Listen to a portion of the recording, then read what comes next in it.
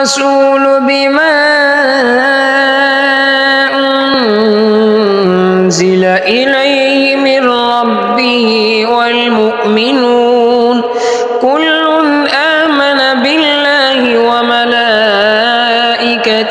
وكتبه ورسله لا نفرق بين أحد من رسله وقالوا سمعنا وأطعنا غفرانك ربنا وإليك المصير.